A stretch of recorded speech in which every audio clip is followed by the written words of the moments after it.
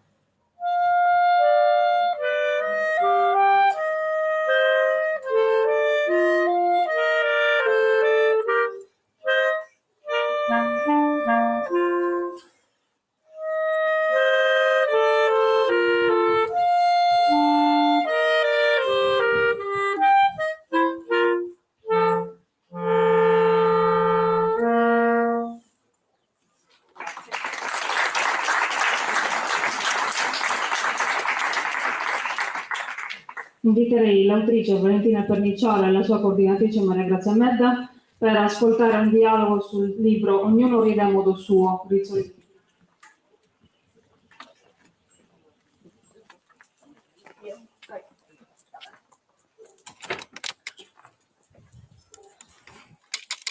Buonasera a tutti, diamo il benvenuto a Valentina Pernicciaro. Valentina è autrice e blogger, è una persona profondamente intrisa di attivismo, è legata al mondo dell'informazione indipendente. Nel 2013 la famiglia di Valentina, Nilo e Paolo, si allarga e arriva appunto a far parte della famiglia Silio, nato prematuro ma sano. Dopo 8 giorni dalle dimissioni frettolose dall'ospedale, il cuore di Silio si ferma. Ma Silio è un combattente e riesce a scampare alla morte in culla. Quindi Valentina e Paolo non si arrendono alla sentenza che sembrava definitiva dei medici, che ritengono che Silio sia condannato ad uno stato vegetativo. Quindi Valentina e Paolo intraprendono questo percorso coraggiosissimo che rende innanzitutto possibile a Silio comunicare, loro entrare in comunicazione con il loro bambino, e via via conquistano sempre maggiore, Silio riesce a conquistare una sempre maggiore autonomia. Valentina ci racconta questa storia corale di questo libro, Ognuno ride a modo suo. Perché secondo me è una storia corale? Perché in questa storia incontriamo, oltre a Silvio, Valentina, Nilo, Paolo, tante persone che affiancano questa famiglia in questo percorso che è fatto di grandi conquiste, ma talvolta anche di dolorose sconfitte. Valentina, quello che mi ha incantato di più, che mi è piaciuto proprio da matti di questo tuo libro, è il fatto che tu sottolinei un concetto di famiglia che non si chiude su se stessa, non si ripiega su se stessa, su una situazione di difficoltà come una disabilità gravissima, ma si apre agli altri ed è pronta ad offrire a sua volta sostegno. Che cosa? Tu pensi di avere una marcia in più in questo, come talvolta si dice frettolosamente delle mamme di bambini con bisogni speciali? O che cosa spinge una famiglia come la tua ad aprirsi alla collettività? Ma forse proprio il non avere una marcia in più, cioè l'essere consapevoli che da soli non ci si salva. Intanto buonasera a tutti e grazie dell'ospitalità in questo posto bellissimo. Sicuramente quello che l'arresto cardiaco di Silio, quindi questa morte in culla scampata un po' per fortuna, un po' per questa volta sì, magari ci prendiamo la medaglia di qualcosa per una grande capacità di reagire immediatamente, soprattutto di suo padre, quindi questa corsa frettolosa poi ci ha permesso di riavere nostro figlio, che in quel momento invece non c'era, insomma era in uno stato di morte. E uscire dopo un anno di ospedale, dopo appunto una sentenza che ci dichiarava un ergastolo, una vita senza vita per sempre, l'unico modo forse anche per cercare di buttare giù, no, quella porta enorme, inapribile non solo della disabilità, ma proprio del concetto di madre e di famiglia che tutto può superare con l'amore. Noi ci eravamo resi conto che insomma questa è una grande menzogna, che immaginare che una madre o una famiglia possano da soli sostenere una simile batosta e un simile futuro, quindi di gestione di un bambino che comunque per sempre necessiterà di un'assistenza specializzata 24 ore su 24, è una follia, è la follia che la nostra società manda avanti da secoli, appunto chiudendo, lasciando sulle spalle delle famiglie la cura totale di queste persone. Questo mi sembrava un carcere più inabbattibile della disabilità, cioè quest'idea che la solitudine, lo scollamento da quello che era la nostra vita precedente, da quello che è la società, sarebbe stato appunto il nostro futuro. Non potevo accettarlo, sapevo che non ce l'avrei fatta, forse non ero assolutamente quella madre che voleva solo essere una madre nella vita e quindi non mi sentivo assolutamente adatta, proprio anche io caratterialmente, ad immaginarmi reclusa a cercare di assistere mio figlio. sarei stata la peggiore delle madri forse, o comunque un qualcuno che non sarebbe riuscita, no, poi a strappare vita in un corpo che faceva di tutto per farlo. Quindi la prima battaglia che parzialmente siamo riusciti a vincere è stata proprio quella di non tornare a casa soli, ma di tornare a casa con un'enorme equipe di aiuto, di persone specializzate, quindi il pretendere, il rimanere in ospedale 3 mesi in più dopo un anno, insomma sono stati 3 mesi più duri, perché io a casa non andavo da sola, non volevo tornare a casa da sola, pretendevo un aiuto, pretendevo la possibilità, una volta tornata a casa, non ti dico di tornare ad una vita normale, perché ovviamente è impossibile, ma di tornare a un'immagine di vita, di tornare a un posto di lavoro, di tornare a quella che è la vita e che, insomma, che è composta di tante cose per noi tre, quelli sani della famiglia e soprattutto per Sirio.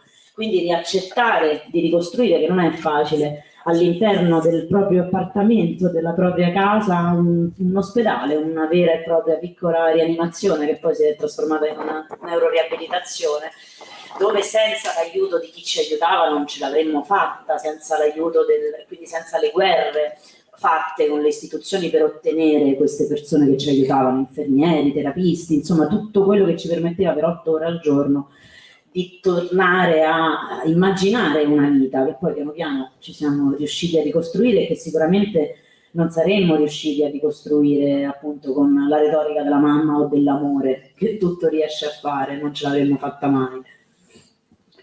Sì, a proposito di queste figure che hanno affiancato la famiglia, del supporto di cui necessitano le famiglie che al loro interno hanno persone con bisogni speciali, tu a un certo punto nel tuo libro affronti il tema delle difficoltà che sono state rappresentate dal venir meno a un certo punto di queste figure di riferimento che sono state fagocitate dal sistema sanitario, che a un certo punto si è trovato ancora più in affanno a causa della pandemia da Covid. Quindi ancora una volta abbiamo lasciato indietro le persone più fragili in questo contesto. Senza ombra di dubbio, faccio un salto indietro. Sirio è un bambino che ha disabilità complesse ed è portatore di ausili ad alta intensità, si chiamano così, quindi ha una tracheostomia, ha una gastrostomia, è un bambino che appunto necessita un supporto costante al bisogno di persone specializzate. Persone specializzate sono infermieri, insomma, sono gli unici con i titoli, diciamo, per toccare il corpo di Sirio e aiutarlo nelle sue mansioni.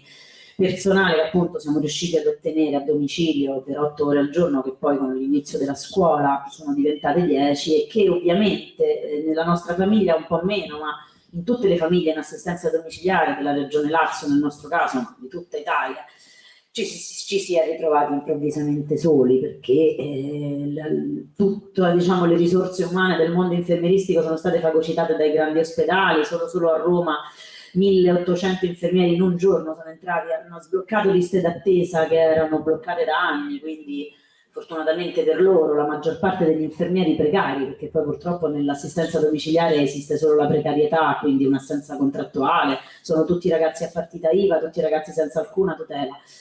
Se non dei contratti, insomma sono pagati a ore, a giornata in base alle firme che mettiamo noi genitori dentro casa, quindi è ovvio che sono corsi giustamente ad acciuffarsi un posto di lavoro più sicuro, lasciandoci completamente scoperti, noi meno di altri, ma insomma è stata veramente il colpo finale della pandemia. Puoi immaginare per bambini con una disabilità complessa e che quindi hanno già un mondo relazionale, un mondo sociale estremamente piccolo, estremamente limitato, cosa può voler dire non uscire più di casa, non andare più a scuola. E quando questo avviene, quindi no, tutti chiusi in casa senza neanche l'assistenza, senza quelle figure che lo aiutano anche a raccontare, come può essere una logopedista, no? a far riuscire fuori insomma le sue emozioni nel bene e nel male, vuol dire ritrovarsi improvvisamente in quel grande carcere che vi dicevo prima, dove non c'è porta, non c'è via di uscita, quindi anche riuscire a riallacciare tutti questi rapporti dopo la pandemia non è stato assolutamente facile. Ci sono ovviamente continui confronti abbastanza in guerra con le cooperative che gestiscono l'assistenza domiciliare, che ovviamente fanno continui giochi a ribasso sui contratti di chi ci viene a lavorare, di chi ci salva la vita, no? Quindi spesso poi ci troviamo quasi più, almeno io, a tutelare il lavoro di chi ci lavora in casa che le vite dei nostri stessi figli, perché poi è un cerchio che bisogna per forza, no? Che si chiuda in un certo modo, perché nel momento in cui la forza lavoro che abbiamo in casa e che ci permette di vivere è sfruttata, è sottopagata, non ha riposi, no? Vuol dire che il tutto può crollare da un momento all'altro. Noi ci siamo trovati tutta l'estate, insomma, senza assistenza infermieristica, semplicemente perché la nostra storica infermiera era in maternità, quindi non un incidente, ma qualcosa di annunciato, di detto prima, con tutti i preavvisi del caso, i mesi di preavviso del caso, e comunque ci siamo ritrovati più di un mese e mezzo soli, con una sola unità per 12 ore al giorno, insomma, in situazioni ingestibili. Quindi questo racconto che abbiamo iniziato a fare prima sui social e poi sul libro è innanzitutto, come dicevi tu, un racconto un po' militante, un libro molto politico e molto poco autobiografico in questo, perché cerca di far capire alle altre famiglie, alle altre madri soprattutto, un po' un tentativo di una battaglia femminista che cerca di riportare le donne fuori casa, no? Queste madri destinate neanche a fare più la spesa, insomma, siamo donne che non incontrate neanche più al supermercato perché non ci riusciamo ad andare, quindi inevitabilmente, dicevi tu, ero una già impegnata da sempre, no? in un racconto di chi è senza voce, ho sempre cercato di dar voce senza voce e ho messo al mondo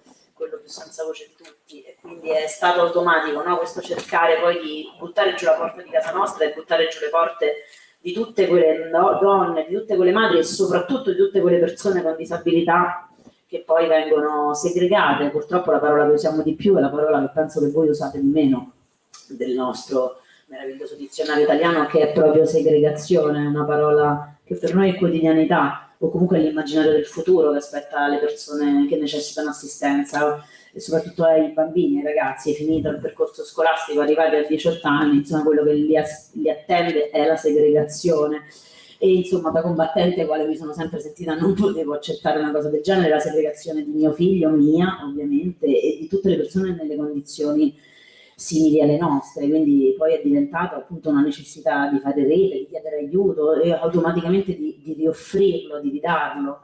Uno scambio molto, molto importante, poi quello che ci tiene in vita tra famiglie in situazioni del genere e nei tentativi appunto di riallacciarsi alla società, che è poi la vita.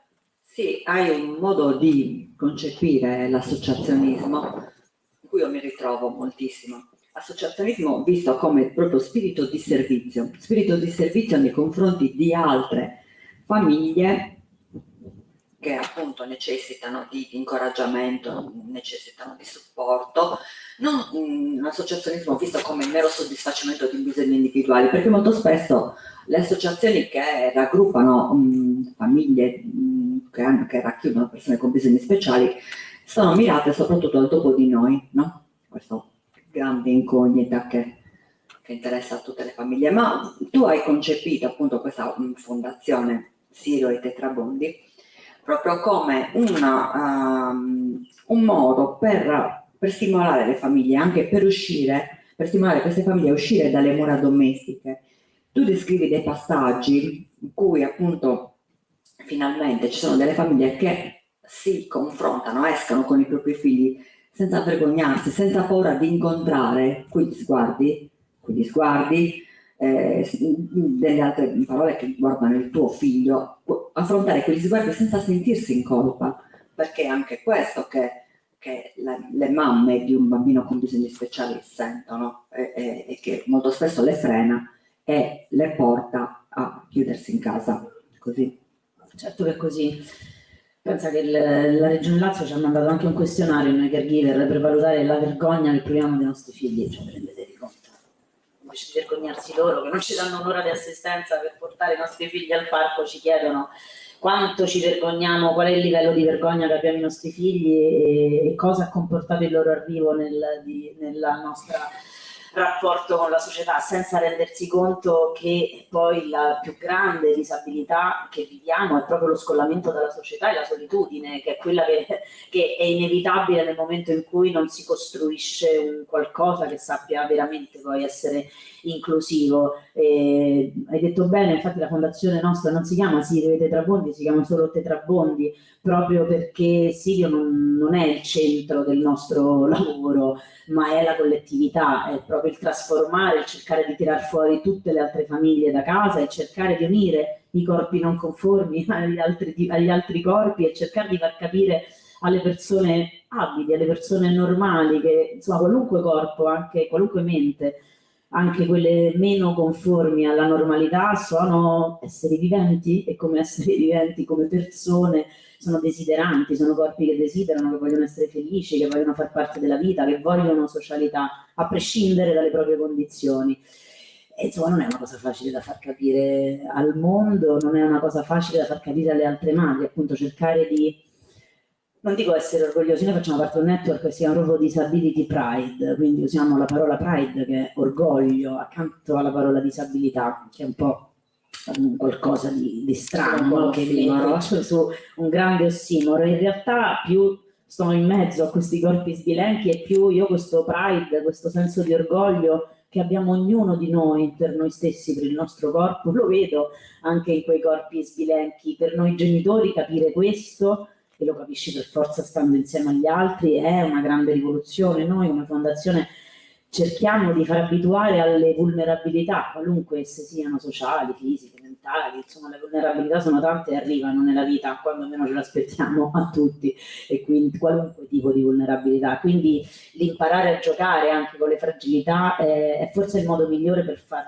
capire che poi siamo tutti uguali, siamo tutte persone che desiderano costruire il proprio percorso di vita, e il percorso di vita di ognuno punta alla propria felicità. Quindi già l'immaginare che qualunque corpo abbia il diritto di esprimere il suo concetto di felicità, di andarsela a cercare, rivoluziona un po' non solo il concetto di disabilità come siamo abituati a vederlo, ma rivoluziona anche il concetto di riabilitazione, di etichetta, no? Siamo abituati a immaginare anche a livello riabilitativo che per ogni tipo di malattia, condizione, sindrome ci sia un protocollo riabilitativo, scolastico, no? E quindi se sei autistico ti aspetta questo, se c'è una paralisi cerebrale questo è il tuo percorso, no? Se c'è una SMA è un altro percorso, e questo è quello che poi spesso ghettizza, quello che non fa capire che in realtà il percorso di tutti è riuscire a essere più autonomi e più liberi possibile per costruire la propria vita, cosa che nella disabilità è assolutamente esclusa. Nessuno immagina che i corpi che necessitano cura e assistenza desiderano anche altri, cioè ci sono 7 milioni di persone nel nostro paese che per lo Stato, se gli dice bene, c'è cura e assistenza, ma non c'è socialità, non c'è divertimento, non c'è sessualità, non c'è didattica, non c'è sport, non c'è nient'altro che invece è quello che compone la vita di qualunque persona, soprattutto dei ragazzi. Quindi questo è quello che poi noi proviamo a fare come fondazione. Ogni nostra iniziativa porta ad esempio lo sport adattato. L'ultima cosa che abbiamo fatto in piazza, c'erano 14 discipline di sport adattato, ma non erano un museo della disabilità o degli amputati che giocano a calcio, erano delle attività aperte a tutti, vuol dire che ci sono sedie a rotelle, decine di sedie a rotelle tecniche, quindi di ogni sport e di ogni attività a disposizione di tutti, quindi ognuno di voi, se viene alle nostre iniziative, gioca a basket in carrozzina, va su una rampa di skate in carrozzina, tira di scherma, tira con l'arco, le discipline erano tantissime. Con le carrozzine, che sono strumenti che siamo tutti abituati a immaginare come strumenti terrificanti, no? Di costrizione, invece nel momento in cui ci sali sopra e ti ci diverti, scopri la verità, cioè che sono strumenti di autonomia, di libertà, di felicità, di vita, perché sono quelli che ti permettono di stare al mondo. Certo serve una società e anche magari una città, un'urbanistica in grado di capire questo, ma quando lo capisci, io dico sempre, l'inclusione si fa col culo, cioè quando ti siedi con il tuo culo su una sedia a rotelle cambia completamente la prospettiva che tu hai nel rapportarti con le persone disabili. Noi organizziamo pure partite di calcio con i bambini, dove appunto si gioca con i bimbi amputati, e ti assicuro che il primo impatto nel vedere 10 bambini, 11 anzi, che corrono dietro a un pallone e però di gambe ne di 11, e per lì, cioè no, ti fa un po' impressione dopo 5 minuti quando si cominciano a giocare a pallone con gli altri bambini, e quindi quelli con una gamba sola si mischiano con quelli con 2 gambe, non cominci a non contarli più, non ci fai più caso, non ci fai più caso tu, non ci fai più caso chi gioca, e questo vale per tutte le cose che facciamo, anche le bende per gli occhi le diamo a disposizione di tutti, perché fa bene a tutti essere ciechi 10 minuti, scoprire il proprio quartiere da ciechi, fare una partita a calcio da ciechi, che è bellissimo, e vi assicuro che non è così complicato come sembra, però ti devi riabituare al tuo corpo, devi riabituare a che vuol dire sentire i tuoi compagni di squadra senza vederli, devi abituarti a immaginare che un pallone fa un suono invece che vederlo, e soprattutto ti impari a relazionare con gli altri senza occhi, senza gambe, insomma senza un qualcosa, per poi scoprire che il rapporto di relazione è identico, sia se hai gli occhi che se non li hai. E quindi ecco, nel gioco ci piace costruire inclusione, perché è la cosa che migliore. Sirio, in questo abbiamo imparato da Sirio, perché Sirio, entrando a scuola con le guerre che abbiamo fatto per poterlo portare a scuola, adesso ha una classe che parla la lingua dei segni, quindi tutta la classe di Sirio segna in lingua dei segni italiana, tutte le recite, tutte le poesie, tutto quello che tutti e 27 bambini della classe di Sirio fanno è anche in lingua dei segni. Quindi questo fa capire poi la preziosità, no? Che i bisogni speciali, una volta che li si affronta nel modo giusto, possono portare veramente a scoprire mondi nuovi, a scoprire, andare ad altri ritmi, a imparare a parlare tante lingue, insomma, che hanno tutte la stessa dignità di essere parlate e di avere i loro luoghi. Quindi, insomma, in realtà la disabilità mi ha insegnato che c'è tanto da crescere collettivamente e quindi anche tanta bellezza da riuscire a trasmettere, a far conoscere, per far abbassare la paura, perché poi fondamentalmente ci mette, insomma, lo straniero ci fa paura perché non lo conosciamo, e la disabilità ancora di più, perché siamo abituati a immaginarla come dolore, costrizione. Invece la disabilità, insomma, mio figlio è così da quando ha 50 giorni di vita, lui non è triste, lui non è addolorato, è un bambino che vuole fare la sua vita e divertirsi, consapevole delle sue condizioni, ma consapevole pure che fa parte del mondo come gli altri. E quindi, insomma, raccontiamo la felicità che fa parte di tutti. Pensate che ora ci chiamiamo Disability Pride, ma siamo nati da quelle che si chiamavano le marce del dolore, quindi insomma la grande rivoluzione c'è stata, adesso marciamo per le strade con gioia e a dimostrare che la felicità è di tutti. Insomma, se pensate che le prime manifestazioni delle persone con disabilità in Italia per 30 anni si sono chiamate marce del dolore, insomma già qui si capisce che siamo sulla strada giusta, almeno per insegnare, per educare le persone alle diversità, per imparare tutti dalle diversità. Sì, mi veniva da fare una considerazione a proposito del concetto di comunicazione aumentativa che introduci tu nel libro. Io mi domando perché la società non è pronta ad accogliere e comunicare con persone che comunicano con diverse modalità. Cioè il limite dove sta? Il limite sta nelle persone che si inventano, apprendono un nuovo modo di comunicare, o il limite sta nelle persone che si rifiutano di usare lo stesso canale di comunicazione. E qui mi chiedo, ma non è che perché queste persone non si sentono adeguate a rapportarsi con questo tipo di comunicazione, non si sentono a loro volta pronte, si sentono insicure e questo le rende incapaci di affrontare la comunicazione con una persona che ha un bisogno speciale, che ha una necessità di comunicare con un modo diverso. Perché non c'è cultura di questo, non siamo abituati. Se pensi che neanche negli ospedali psichiatrici non c'entra nulla, ma pediatrici non esistono dei cartelli in comunicazione aumentativa, che i nostri figli sono presi in carico dal bambino Gesù, ci crescono dentro, ci passiamo la vita dentro, eppure nessun bambino seguito dal bambino Gesù, per dire, no? Faccio un nome di un polo di importanza mondiale, può ordinarsi un gelato o un tramezzino in comunicazione se non è verbale.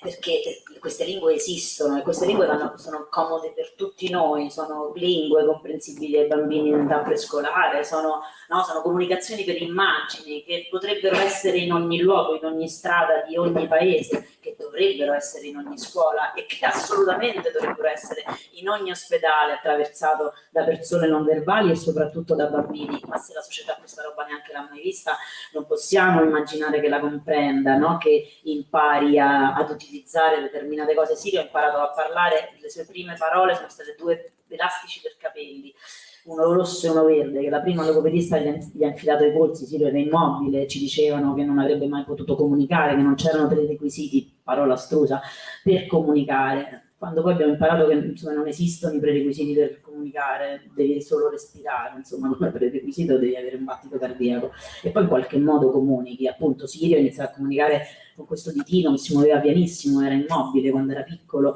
indicando piano piano il verde, il braccialetto verde per il sì e il braccialetto rosso per il no. Pensate da dove siamo partiti, e non esiste un protocollo che dice a un logopedista prova con i braccialetti, no? Se l'ha inventato Alessia vedendo il suo paziente, no? Che tipo di bisogni aveva e che quindi cercando di strappare su un corpo immobile una possibilità di comunicazione, però lì ho imparato che comunicano tutti e per quello forse mi è venuta quella rabbia infinita verso chi ci diceva che Sirio non aveva i requisiti o sarebbe stato uno stato vegetativo, perché gli stati vegetativi non esistono quasi mai, perché il 95% di quelli che sono dichiarati stati vegetativi, se avessero la tecnologia davanti giusta, se avessero i logopedisti accanto giusti, le strutture giuste intorno, comunicherebbero come, però non ce lo dicono a noi madri quando i nostri figli sono in condizioni per cui potrebbero rimanere in stato vegetativo, nessuno ti parla dei puntatori oculari, nessuno ti parla, no, di quello che poi esiste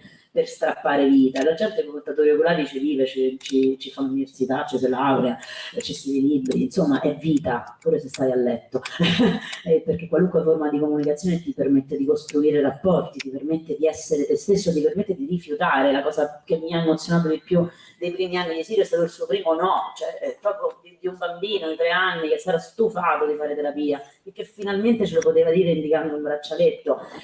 Caspita, quindi permettere a qualunque corpo di dire no, non solo di dire sì, di rifiutare, di scegliere quindi anche la propria cura, anche il proprio percorso, è la rivoluzione. E non è che ci vuole così tanto, ci vuole uno Stato che capisce questo, ci volete ovviamente tutti voi, che a quel punto imparerete a non guardare più nessun corpo come un rifiuto, come giustamente dice il manifesto della giornata di oggi, ma come una persona. Quindi facciamo una grande battaglia pure per le parole giuste, no? Che non esistono mai quelle perfette, come non sono mai totalmente sbagliate quelle sbagliate, ma certo che vanno cercate parole nuove, certo che la disabilità va completamente riscritta, ma proprio per renderla fruibile a tutti, per far capire che dietro l'enorme etichetta della malattia, dell'autistica, il paraplegico, c'è una persona.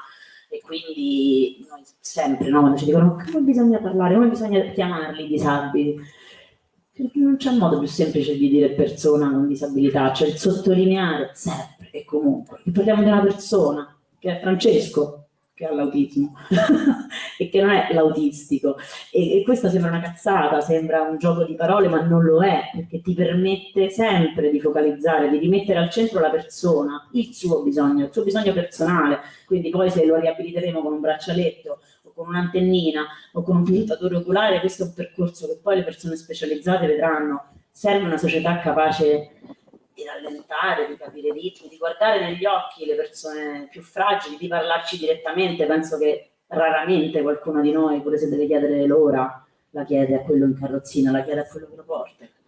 E invece impariamo tutti a chiederlo a quello in carrozzina, io le sono, cioè a rivolgerci direttamente alle persone vulnerabili, pure se non ti rispondono come immaginiamo che sia normalmente una risposta secondo i nostri canoni, no? Ma è un modo di iniziare a cambiare lo sguardo e quindi intanto di relazionarsi con quelle persone, a prescindere dal modo in cui ci risponderanno, a prescindere se ci capiscono, che ci capiscono, non preoccupare. L'importante è iniziare, no? A stabilire un rapporto con una persona, non con questa enorme etichetta che poi è davanti, che è quella della deformità, quella della malattia, quella ancor più della malattia mentale, che è lo stigma più grande, no? È ancor più, insomma, mio figlio è un alieno, cioè ogni pezzo del suo corpo ha un qualcosa, ha le protesi acustiche, ha la tracheostomia, c'ha un bottone per mangiare, c'ha i tutori per camminare, c'ha una sedia a rotelle, insomma ce le abbiamo tutte. Però vedi un bambino, se sei capace di guardare oltre tutte queste cose, Sirio, insomma, ci prova in tutti i modi a far vedere che è un bambino come gli altri, con le sue follie, anche con il suo desiderio di far cazzate, di correre, malgrado non possa, no? Di fare quello che fanno gli altri a modo suo. Infatti il titolo dice che ognuno ride a modo suo, perché Sirio non ride, Sirio tra le tante cose ha anche una paralisi facciale, una bocca ogni giorno più aperta, la gravità non aiuta, e quindi questa mascella è sempre più mobile, è sempre più aperta, eppure Sirio ride, ovviamente io per capirlo ci ho messo un bel po', insomma ero quella che capiva meno la sua risata, me l'hanno insegnato a schiaffoni a vedere come ride Sirio, ma insomma Sirio adesso lo vede il mondo intero quanto ride, malgrado il suo sorriso non si veda mai sul suo viso, no? Ma sta un po' agli occhi di chi lo guarda vedere il suo sorriso, e vi assicuro che è semplicissimo nel momento in cui non vedete l'alieno ma vedete un bambino.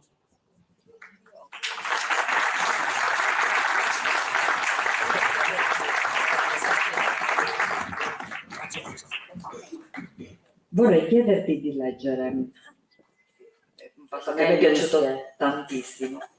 È il passo della svolta per me, in questo libro.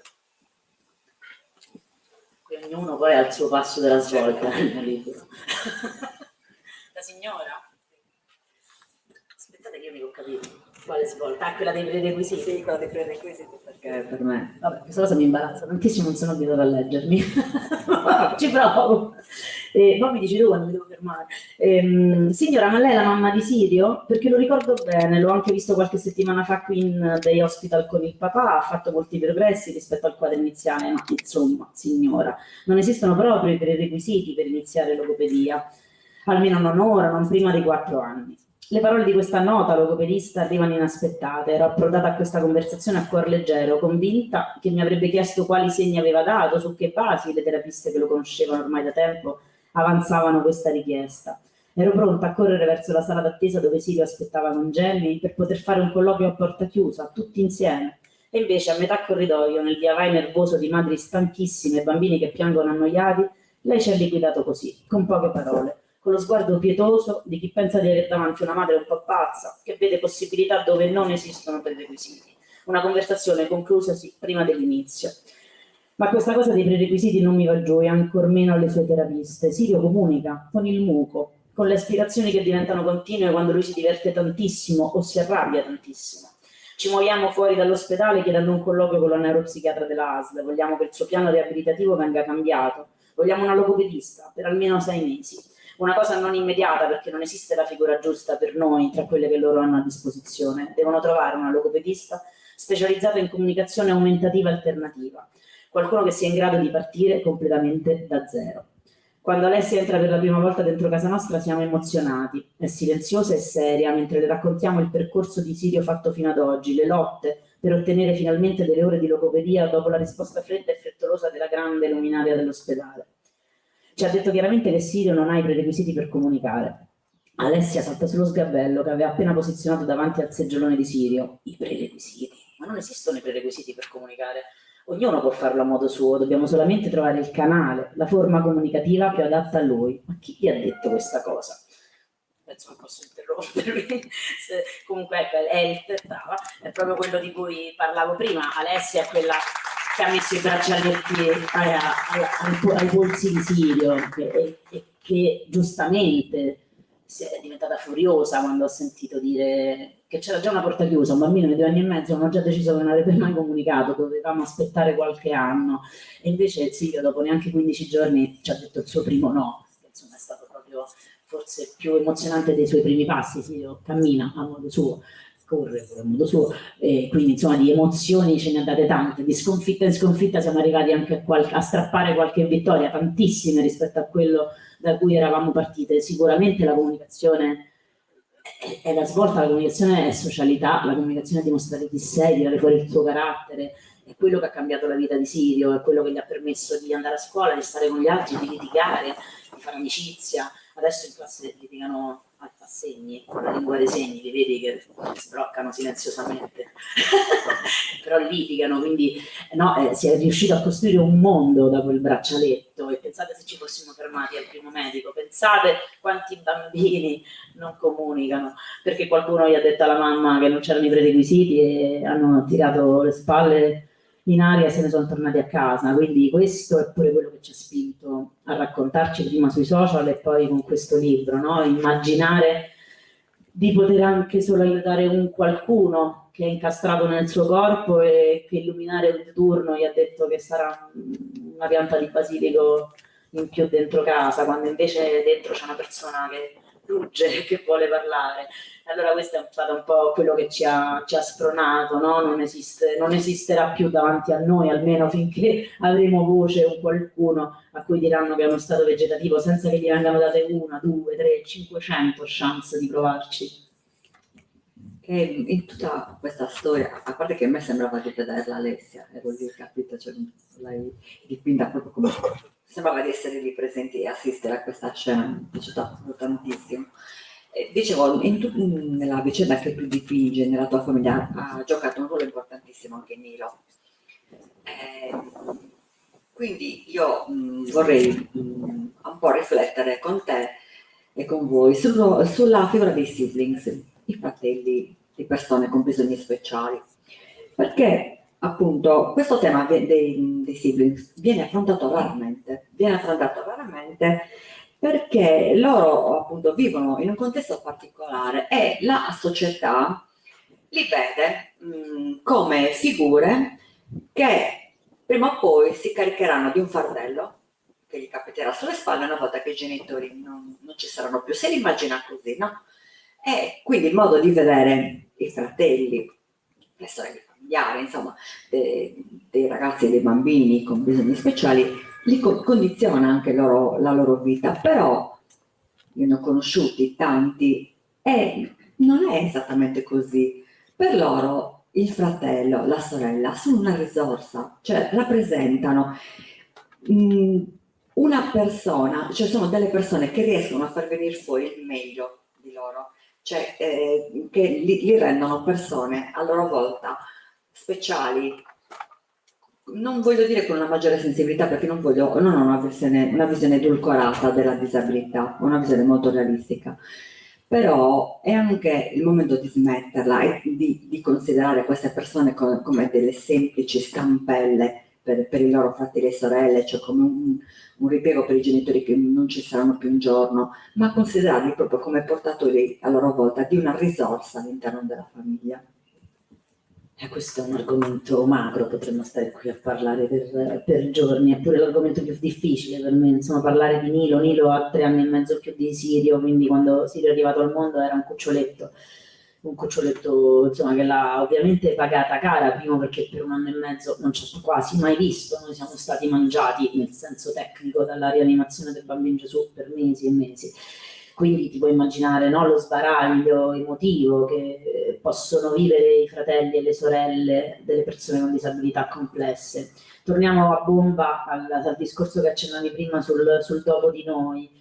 Il meccanismo è sempre lo stesso. Nel momento in cui tu immagini che la disabilità sia un fardello da gestire, da pulire, i famosi panni sporchi che si puliscono in casa, tu automaticamente, pensa che le prime interviste che ho fatto su Sirio c'avevo, adesso ho 40 anni, ce ne avevo 34, 35, e mi chiedevano tutti del dopo di noi. Ma io dico, mi sembrava una cosa quasi di cattivo gusto, perché facevo, mio figlio ha 4 anni, io ce n'ho 34 e questi stanno già a pensare quando io morirò, cioè nel senso nessuno si pone il problema di sto durante, no, perché no, questo non toglie nulla all'importanza delle battaglie del dopo di noi, figuriamoci, però cazzarola, aspettate un attimo, cioè nel senso era una cosa che mi sconcertava e le stesse persone che si focalizzavano a parlarmi del dopo di noi erano le stesse che mi dicevano fai una femminuccia, in che senso? Falla una femmina, così poi ci sarà lei, oh santo Dio, cioè mi sembrava, e ragazzi vi assicuro che mi è successo decine e decine, centinaia di volte, e vi assicuro che ho visto decine e decine di donne che vivere alla fine fa sta femmina, poraccia, che speriamo prenda il volo, insomma, per la sua vita, ma ecco, forse il desiderio più grande che ho per la vita dei miei figli è che Nilo sia un uomo libero, che non sia mai, se non lo voglia essere, il caregiver di suo fratello, che sia una persona che possa scegliere cosa fare nella vita, che possa fare il ballerino al flamenco in Sud America, cioè che possa appropriarsi della sua libertà malgrado il fratello. E poi chissà, magari invece non ci riuscirà mai, perché comunque appunto il rapporto che si crea tra sibling, nella fragilità, nell'orgoglio anche di questi fratelli che la società nasconde, che invece loro si portano con orgoglio in giro. Forse se siamo riusciti a uscire di casa, se abbiamo buttato giù la prima porta, è stato perché c'è stato Nilo a trascinarci fuori, a voler far conoscere questo fratello assurdo ai suoi amici, a presentarlo come un qualcosa di diverso, ma un bambino, suo fratello, ci ha insegnato lui, insomma, a dare quelle risposte che spesso non sapevi dare, no? Perché poi i bambini le domande te le fanno seriamente, mentre le madri scappano e si ritirano via, qualcuno scappa sempre dalla presa della mamma e ti viene a chiedere le cose più schiette, più dure. Nessun adulto ti fa le domande dei bambini, e sono le migliori, sono le più difficili, sono quelle che a noi ci hanno insegnato, ecco, a raccontare la disabilità a chiunque, rispondere ai bambini ti fanno ma che mangiava quel buco? no? O Nilo che a 3 anni e mezzo faceva ma che non lo sai che se ti si ferma il cuore si buca il cervello? Io facevo oddio. Quindi Nilo che spiegava l'arresto cardiaco, i danni cerebrali a bambini di 3-4 anni, per noi è stata la più grande delle palestre, quello che ti fa capire, no, come muoverti, come trascinarti nella felicità e cercare di allontanare il dolore. Certo la società non è pronta a una cosa del genere, quindi dà per scontato appunto che fai la figlia femmina, che prima di arrivare al dopo di noi, prima che tutti voi vi prendiate le responsabilità di prendere in carico queste persone, queste fragilità, queste famiglie, prima che la società, lo Stato, no, si prenda la responsabilità di affrontare queste cose, te le lascia sulle tue spalle, addirittura si augura che fai la figlia femmina, insomma, così chiudiamo il quadruccio della società medievale, poi che è quella che viviamo nel momento in cui affrontiamo la disabilità, perché ci si trasforma velocemente in qualcosa di molto antico e da abbattere, no? Perché poi torniamo all'idea di segregazione. E spesso i sibling sono segregati, spesso i sibling non riescono neanche a raccontare questa cosa, per quel concetto di vergogna di cui parlavamo prima, no? Che inevitabilmente sono i primi a smontare, ma sono anche i primi a vivere sulle loro spalle. Sicuramente sono quelli che più di tutti possono insegnare cos'è la fragilità, eppure cos'è la felicità, la ricerca della normalità, parola del cavolo, ma insomma noi non la usiamo mai, che c'è in qualunque persona. Quindi a Nilo dobbiamo sicuramente il primo percorso di tentativo di riaffacciarci alla serenità, dobbiamo le più grandi preoccupazioni, perché poi non lo so che uomo sarà con la fatica che ha fatto da bambino, e non so nemmeno se riuscirò veramente a vederlo libero o se sarà il caregiver del fratello suo malgrado, sai, queste sono cose che poi la vita ce le racconterà fra un po', e non è che mi auguro che faccia il caregiver del fratello, cioè poi sono talmente belli insieme e gli dedica talmente tante attenzioni, cure, amore che preferirei immaginarli insieme che immaginare Sirio segregato altrove. Però ecco, noi è la stessa risposta del dopo di noi. Io voglio costruire il durante, io voglio immaginare che Sirio possa essere un uomo, quindi che intanto non sia visto ora come un bambino speciale, perché gli adulti speciali non esistono, e invece io lo vorrei vedere adulto, mio figlio, e quindi non è un bambino come gli altri. Vorrei intanto che si ribadisse che è un bambino con dei bisogni speciali e che non è un bambino speciale. Questo gli darà diritto a diventare un uomo, un ragazzo prima e un uomo, e che spero possa costruire la sua autonomia con tutto il suo bisogno di aiuto, con tutta la sua... Lui rimarrà una persona che necessiterà assistenza H24. Questo non vuol dire che deve vivere sempre con mamma. In una società capace di rispondere, capace di capire i bisogni, ci dovrebbe essere anche la possibilità di costruire percorsi di vita indipendente, di costruire autodeterminazione. Sirio potrebbe, cioè io forse il sogno più grande che ho, più che per Nilo, è che Sirio si liberi di me, perché non esiste nessun figlio che vuole vivere con una madre tutta la vita, neanche quelli con disabilità. E quindi auguro a tutti i figli disabili di liberarsi di noi in qualche modo, di trovare i loro caregiver altrove nella società, ma non perché noi non vogliamo essere i loro caregiver, perché lo saremo sempre, ma magari dall'appartamento accanto, perché è giusto che sia così, perché l'intimità, la privacy, i desideri sono di tutti, anche delle persone che non sono autonome. Quindi il mio desiderio più grande è che Nilo aiuti il fratello a vivere da solo, ad essere un uomo che necessita di aiuto magari anche per fare pipì ogni volta, ma che lo sappia chiedere, lo sappia pretendere dalla società, non da mamma, che prima o poi sarà un cadavere, comunque che non ce la farà. No? E quindi è pure giusto che qualunque donna che si ritrova nelle mie condizioni possa sognare figli liberi, a prescindere dalle loro condizioni, e questo sicuramente è un percorso che posso costruire solo insieme a suo fratello e a tutti voi. Allora, mi è capitato una volta, avevamo appunto questa riunione con dei sibling e c'era il coordinatore che chiedeva a questi ragazzi: ma secondo te cosa ti rende diverso da tuo fratello che ha una disabilità? Questi ragazzi non riuscivano a rispondere, e lui gli ha detto a un certo punto: te lo dico io cosa ti rende diverso, dei due tu sei quello che ha avuto il culo. E loro, cioè i ragazzi che hanno un fratello sono talmente abituati a viverci assieme che non vedono la diversità, cioè non, e questo sarebbe bello che avvenisse anche all'esterno, in tutta la comunità. C'è un altro passo che volevo sottolineare e riprende un concetto che avevo un po' introdotto all'inizio, cioè il fatto che la tua famiglia è sempre rimasta attenta a quello che succedeva intorno a voi. E mi ha appunto piacevolmente stupito il fatto che, nonostante appunto il quadro sia piuttosto complesso, diciamocelo, quando c'è stato il terremoto ad Amatrice, voi immediatamente avete sentito l'esigenza di organizzarvi e correre ad aiutare i vostri amici. Stiamo ancora lì, non ce ne siamo mai più andati.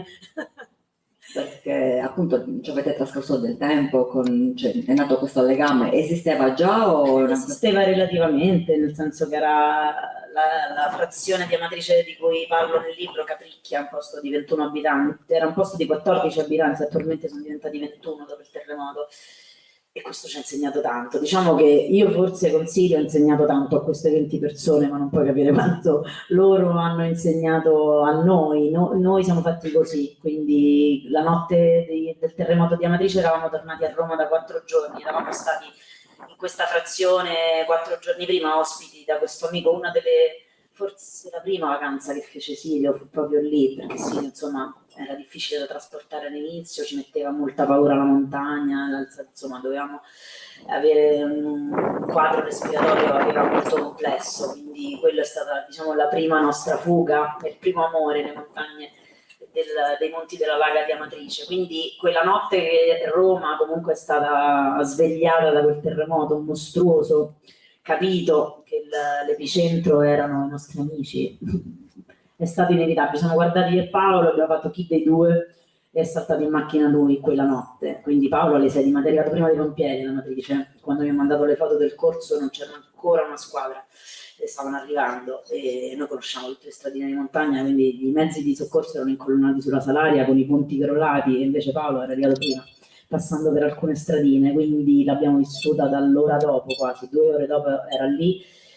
Calcola che avevamo una macchina appena comprata, la macchina di Sirio, insomma il doblò, la tipica macchina dei disabili italiani, e nuova era, cioè, l'avevamo appena comprata il 5 agosto, il 24 c'è stato il terremoto, 2 mesi dopo c'era 14.000 chilometri, perché abbiamo fatto su e giù tutti i giorni per cercare di svuotare casa, aiutare amici e poi costruire questo gruppo di lavoro che è riuscito a ricostruire la frazione, ovviamente non a ricostruire la frazione, non vi millanto cose che non sono possibili, ma a ricostruire degli spazi in legno completamente antisismici, quindi ricostruiti anche con crismi che ancora lo Stato non usa, per permettere a quella popolazione di non andarsene, di non accettare il ricatto di andare negli alberghi sulla costa e quindi lasciare quelle montagne forse per sempre.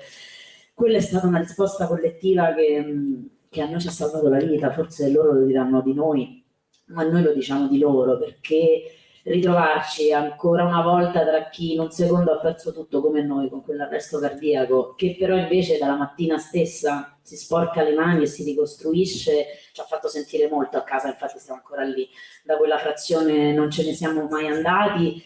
E quella frazione ha insegnato tanto a tutti, perché appunto se pensate che in una situazione del genere da 14 persone sono diventate 21, quando invece la conca si è svuotata, quelle 7.000 persone che vivevano alla conca matriciana sono rimaste neanche un terzo, e quindi pensate che vuol dire una frazione che quasi duplica la sua popolazione, pensate che forza che è riuscita a tirare fuori addirittura per portarsi i vecchi a casa, no? Quindi le famiglie più giovani che vivevano lì, non so, 2 famiglie sono riuscite a riportarsi i loro vecchietti che ormai vivevano ad Amatrice su, quindi insomma è una comunità che non solo si è ricostruita dal nulla, dalle macerie, ma è cresciuta ancora più forte, quindi per noi è stata una grande palestra, ci siamo aiutati a vicenda, sì, che è un po' la mascotte di quei 20 terremotati, quasi tutti ormai sopra gli 80 anni, e loro sono la nostra, perché insomma tra terremotati ci si capisce e inevitabilmente si crea un legame immenso. Bene, io tutto quello di cui volevo parlare con Valentina, penso di aver affrontato. Siamo arrivati pure al terremoto. Di tutto, cioè, ma io non vedevo l'ora di incontrarla perché veramente mi ha incantato questa figura, questa famiglia. Volete fare delle domande? Volete chiedere qualcosa? Se siete timidi e non lo volete fare stasera, ricordatevi che noi siamo Ti stavo aspettando, sempre ti stavo aspettando al varco, Manuela. Ti vuoi avvicinare? Parli da lì. Vieni. C'è un altro microfono, guarda.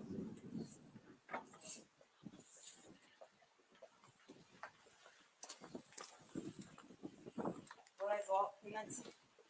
Aspetta, me lo devo accendere. Così? Vai.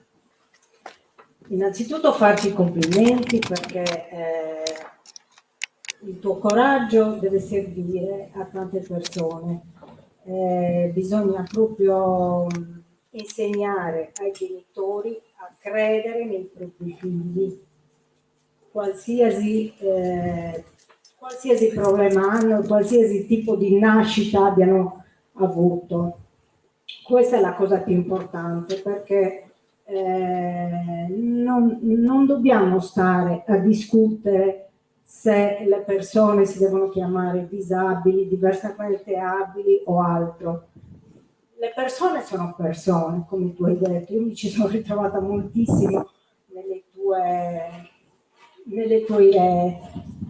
La disabilità credo che stia nel sistema, purtroppo, sistema sanitario, che come si permette un medico di dire questo bambino non potrà vivere più di tanto, non potrà fare questo, non potrà fare altro.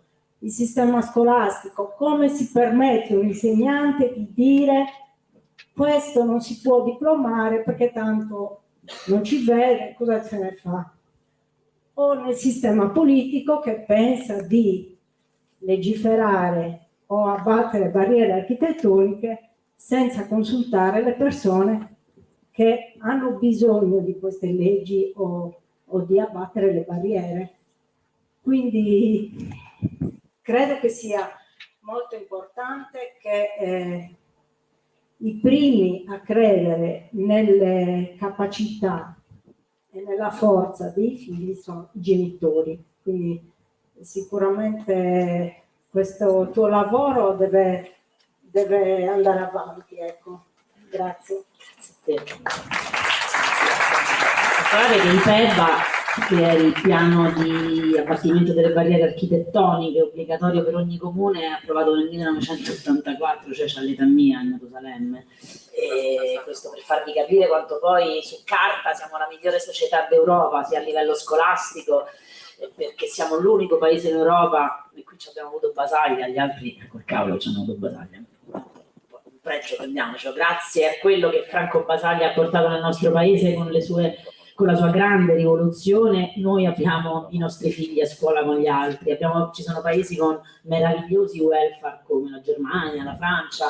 Quando mio figlio ha avuto l'arresto cardiaco ho immaginato subito di espatriare ignorantemente, cioè dicendo Dio, ce ne andremo a cercare un posto dove si vive meglio, facciamo la postina, poi insomma campiamo con 1200 euro al mese, quindi l'immaginario anche di povertà che sarebbe caracollato sulle nostre vite ci faceva immaginare di dover scappare, per poi renderci conto che eravamo, purtroppo, per fortuna, nel posto migliore, perché poi su carta, ripeto, purtroppo, abbiamo le uniche leggi europee che permettono di mescolarci, di avere i nostri figli storti, sbilenchi e bavosi in classe con gli altri. In Germania ci sono delle scuole incredibili che hanno dei laboratori, dei percorsi riabilitativi delle persone con disabilità, e in Francia pure, unici al mondo. Peccato che non incontreranno mai un bambino normale, e quindi sono persone che saranno perennemente scollate dal resto della società, e quindi riscopriamo le nostre genialità, le nostre leggi perfette da perfezionare, riscopriamo Basaglia che ha aperto i manicomi e ci ha rimesso, grazie a Dio, i matti per strada,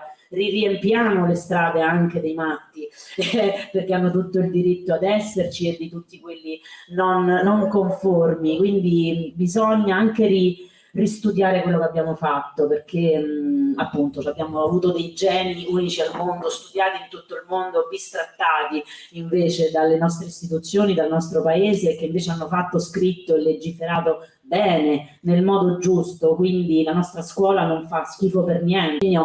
che stanno lì per caso e che non hanno mai avuto un tipo di, no, di studio, di specializzazione sulla disabilità e quindi si ritrovano ad affrontare disabilità complessissime, bisogni speciali immensi senza averne strumenti, senza averne capacità, senza avere le professionalità adatte. Quindi anche lì c'è un po' di guerra da fare e ripeto, è una guerra culturale che va fatta in ogni strato della società, dalla scuola alla sanità, al parchetto sotto casa, che deve essere accessibile dal 1984, quindi cioè non da oggi.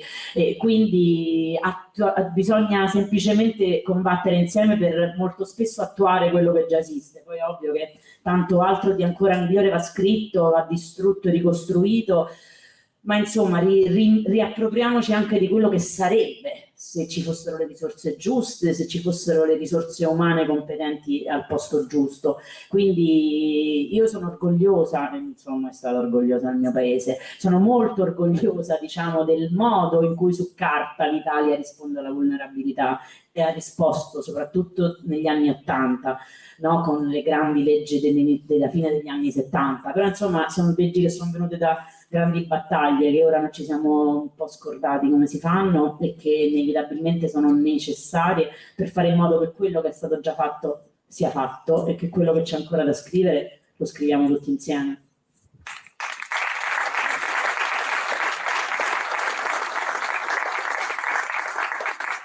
Quindi io ritengo che al di là di ogni ragionevole dubbio abbiamo dimostrato che non stiamo parlando di rifiuti ma di risorsa e dobbiamo abituarci tutti a riflettere e a considerare risorsa, perché questo tipo di battaglia non si fa solo dentro le famiglie, ma bisogna proprio spingerle, includerle, e questo sta non soltanto al coraggio e all'intraprendenza di una famiglia come quella di Valentina, ma sta anche negli occhi di chi guarda, negli occhi di chi accoglie. Dobbiamo appunto essere pronti ad accogliere, non quando si vede la persona che ha una difficoltà a oltrepassarlo con lo sguardo, oppure Pensare che sia di competenza di qualcun altro, sì, pensare che non mi riguarda, no, è di tutti, è una cosa, è di tutti quel corpo, sì, è così, è considerato di tutti. Io vi ringrazio perché veramente ho visto nei vostri sguardi che questa storia ha catturato anche voi, così come ha catturato me. Mi è piaciuta molto la vostra attenzione, i vostri sguardi intensi.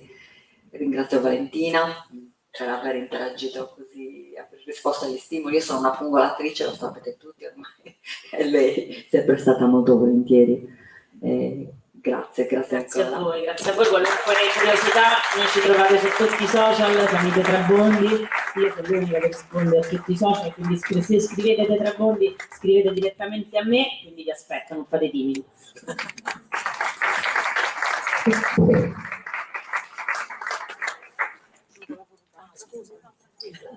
Un attimino solo, faccio avvicinare i ragazzi dello Special Team per consegnarvi un piccolo pensiero.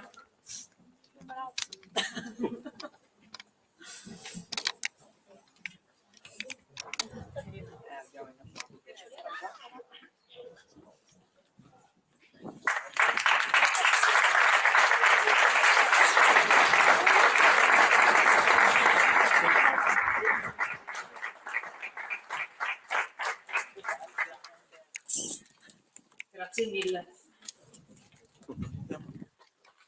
Ora, prima di proseguire, volevo un attimino introdurre i prossimi brani che verranno eseguiti dalla banda musicale leggendovi due righe. Le compositrici dimenticate. Si pensa che siano state più di 500 le compositrici che, nel corso dei secoli, hanno composto tanti lavori. Loro non compaiono nei manuali e le loro opere non vengono suonate ai concerti. Per anni, infatti, è stato dato per scontato che le opere femminili fossero di qualità più bassa rispetto a quelle maschili, tanto che alcune compositrici hanno dovuto ricorrere a degli pseudonimi per farsi strada. Oggi ascolteremo 6 brani, interventi musicali composti da Maria Anna Mozart, sorella maggiore del celeberrimo compositore Wolfgang Amadeus Mozart. Anche Maria Anna, come suo fratello, dimostrò già in tenera età il suo precoce talento musicale e i due spesso si cimentavano assieme al clavicembalo. Suo fratello aveva una grande considerazione del suo talento musicale, ma tuttavia, dopo il matrimonio e il suo trasferimento lontano da Salisburgo, si dovette dedicare alla famiglia e ai figli, ruolo a cui la giovane musicista non poté esimersi. È bene però precisare che purtroppo non sono rimaste molte informazioni in merito alle sue composizioni. Si presume ci siano tante sue composizioni firmate dal fratello, da concerti per pianoforte a composizioni per più strumenti, come quelle che abbiamo ascoltato prima e quelle che ascolteremo ora. Grazie.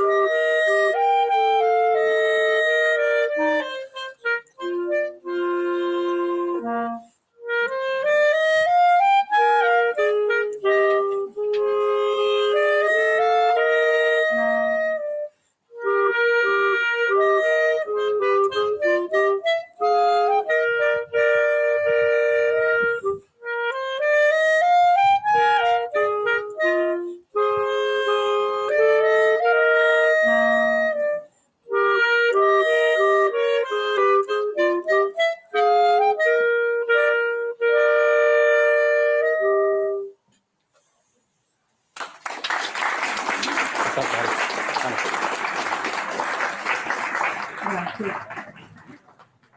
Proseguiamo la serata con le nostre ospiti Stephanie Lebrun e Deborah Zucca per la presentazione del libro Le bambine non esistono, a cura di Stephanie Lebrun e Mina Manori.